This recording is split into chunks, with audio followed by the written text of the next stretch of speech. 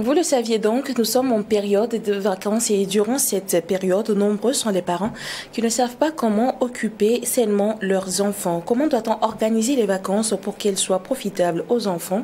Pour répondre à cette question, nous recevons sur ce plateau Yolande Ouattara qui est enseignante du primaire, chroniqueuse sur les questions d'éducation et présidente du réseau des enseignants de l'Afrique de l'Ouest. Bonjour Yolande Ouattara et bienvenue. Bonjour et merci.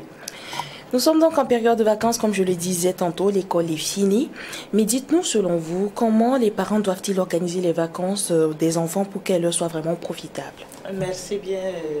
Je dirais d'abord bonjour à tous ceux qui nous suivent.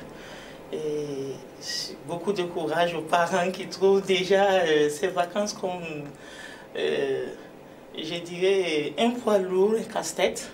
Voilà, à peine nous sommes en vacances, on voit souvent les parents qui commencent déjà à se plaindre. Ah, l'école va commencer bientôt, vous allez repartir.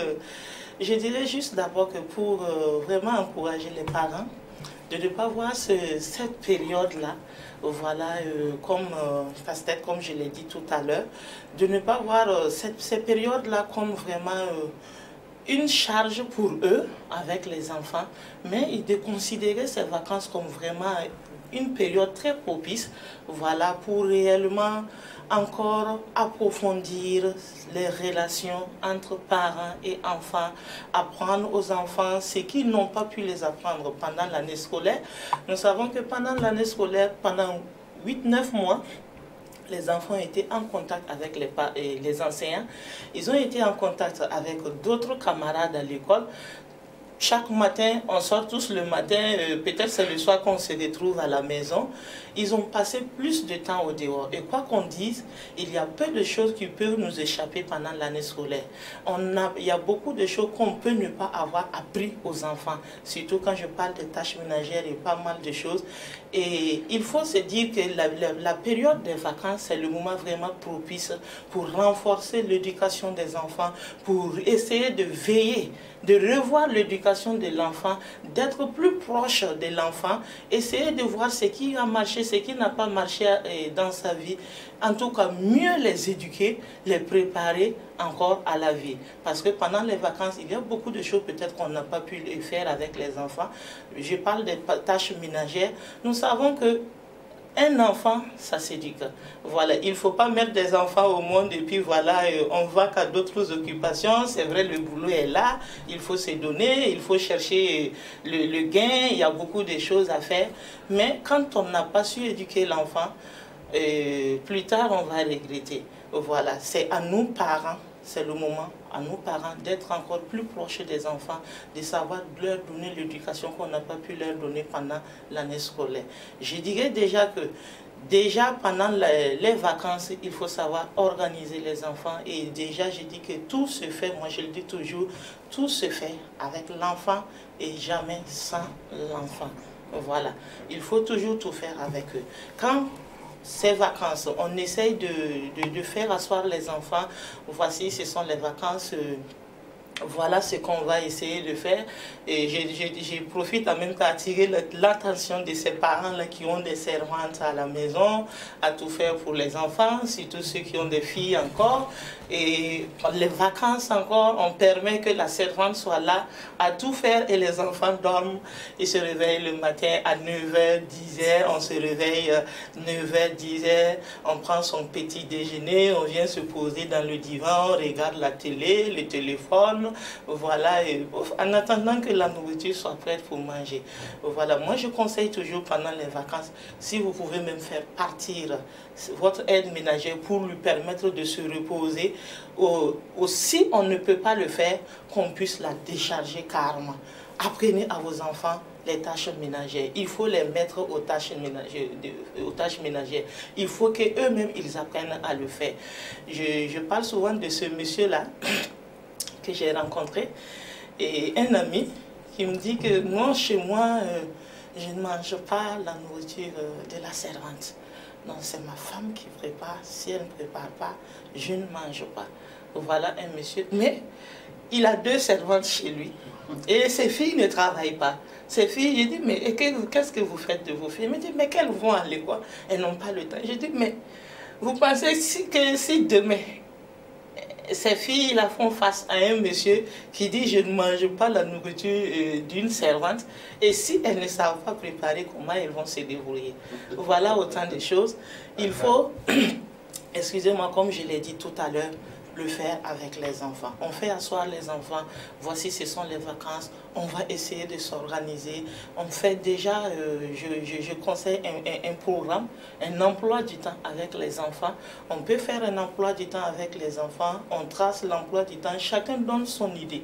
Voilà, il ne faut pas les imposer. On ne vient pas dire, bon, ce sont les vacances, le matin, toi tu vas balayer, le soir, toi tu vas faire la cuisine, toi tu vas nettoyer ça, toi tu vas faire ci.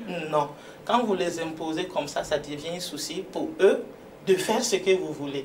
Il serait difficile pour eux de marcher selon ce que vous voulez. Voilà. Mais quand c'est fait avec eux, voilà, qu'est-ce que vous voulez qu'on fasse? Comme ce sont les vacances, il faut qu'on sache profiter. Il faut que vous appreniez de nouvelles choses. Il faut, parce que vous êtes appelés à être des mères, vous êtes appelés à être des papas. Donc il faut qu'ensemble, on essaye de voir pour vous bien vous outiller. À la rentrée, vous serez, voilà. Quand c'est fait avec eux, bon, quelles sont les tâches qui sont là? Énumérer, ils vont énumérer les tâches. On dit, bon, nous sommes combien de personnes? Nous sommes 2, nous sommes 3, nous sommes 4. Voilà, qu'est-ce qu'on va faire? Qui va faire ça tel jour? Qui va faire ça tel jour? De telle heure à telle heure, qu'est-ce que vous allez faire? De telle heure à telle heure, qu'est-ce qu'on peut faire? Ils vont parler, chacun va essayer de dire ce qu'il peut faire. Et là, même si vous n'êtes pas à la maison, on essaye de les encourager avec des petits cadeaux. Si à telle heure, vous avez pu faire réellement, moi je dis, et pour ma petite astuce, je demande à ce qu'on responsabilise chacun.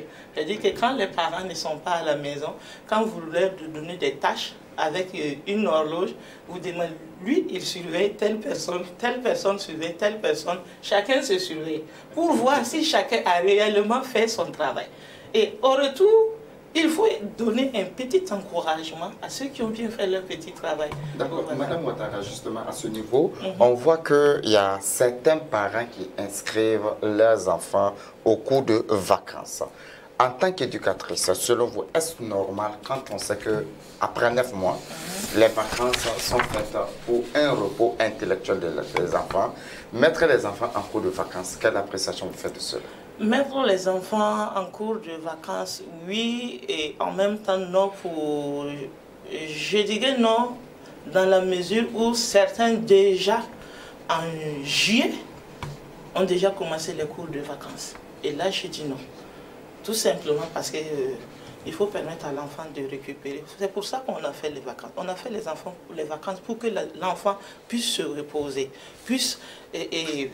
J'encourage ces parents-là qui inscrivent souvent les enfants à des activités où l'enfant part, il apprend à créer, il apprend à développer son intelligence. Voilà, c'est ce genre d'activités qu'on a besoin pour l'enfant. Mais en juillet déjà, je trouve que c'est trop tôt.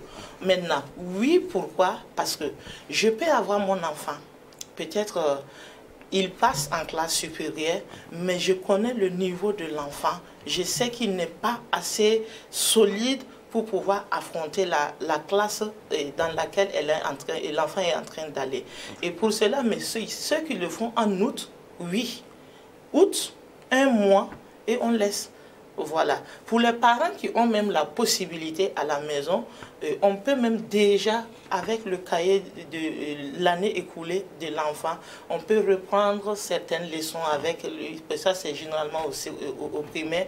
Reprendre certaines leçons de français, de calcul avec lui, lui donner des exercices à traiter, voilà, pour amener l'enfant, pour arriver à relever le niveau de l'enfant. Voilà. Donc, on peut inscrire son enfant, mais pas 2 mois, juillet, août, c'est trop pour l'enfant, tout en sachant que déjà en octobre, il y aura une routine qui va s'imposer à lui. Il doit se lever le matin, aller écouter l'enseignant, faire ses exercices, apprendre ses leçons. Un mois d'août, moi je trouve que c'est suffisant pour essayer de relever le niveau de l'enfant. En même temps, on voit très souvent des enfants pendant ces vacances-là dans les rues, soit aux alentours des feux tricolores, d'autres dans des marchés, en tout cas aux abords des voiries, qui vendent des lotus et bien d'autres articles, souvent même à des heures tardives. Quelle appréciation vous faites de cela? Vous savez, j'encourage les parents à envoyer les enfants apprendre des petits métiers pendant les vacances. C'est important. Et moi, j'ai dit, c'est une manière de faire comprendre à l'enfant qu'il peut tout rencontrer dans la vie. Faire de petits métiers, c'est bon. Mais il faut savoir le faire. Avec qui, si mon enfant doit aller apprendre un petit métier quelque part, je dois savoir avec qui il est, je dois connaître la personne, je dois avoir tous les renseignements sur la personne, la qualité du niveau de vie de la personne et aller déposer et même surveiller. Quand l'enfant va le matin et revient le soir, je dois essayer de le sonder pour voir réellement ce qui se passe. Maintenant, quant à ces enfants, vous savez, dans cette vie, on n'a pas toujours les mêmes chances. C'est ça aussi le problème.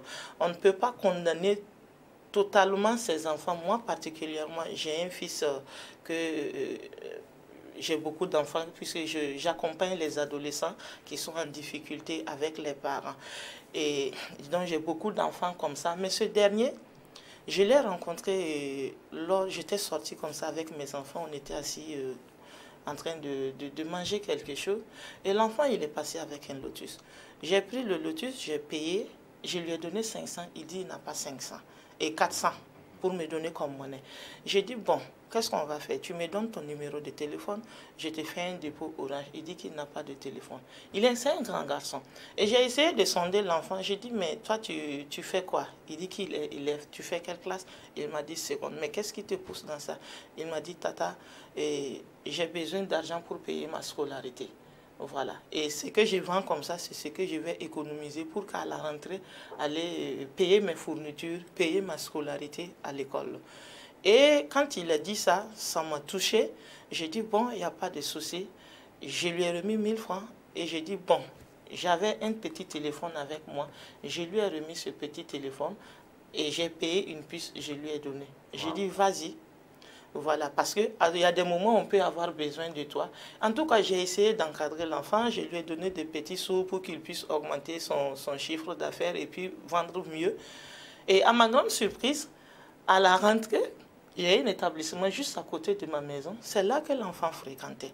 Et quand il m'a vu une fois sorti, il est venu à la maison me saluer. Et je vous assure, jusqu'à ce jour, quand il vient chez moi, il s'accroupit pour me saluer. Il dit, bonjour maman, comment vous allez? Et j'ai toujours, à la rentrée, j'ai essayé de le soutenir aussi, voilà. Mais ils sont nombreux comme ça que je soutiens souvent. Juste une parenthèse pour dire qu'il y a ceux-là qui sont dans cette obligation-là de mener ces activités pour avoir le peu de moyens pour pouvoir survenir à leurs besoins. C'est pas facile, ils sont exposés. Bon, mais que faire? Voilà. Merci donc Yolande Ouattara d'être passée sur ce plateau. Le temps passe tellement vite. Voilà, mais on espère vous retrouver pour vraiment poursuivre la thématique parce que voilà, elle est beaucoup plus profonde qu'on ne le pense. Okay. Merci d'être passé sur ce plateau. Amis téléspectateurs du 7.9 de l'actu, nous sommes au terme de l'entretien avec notre invité du matin.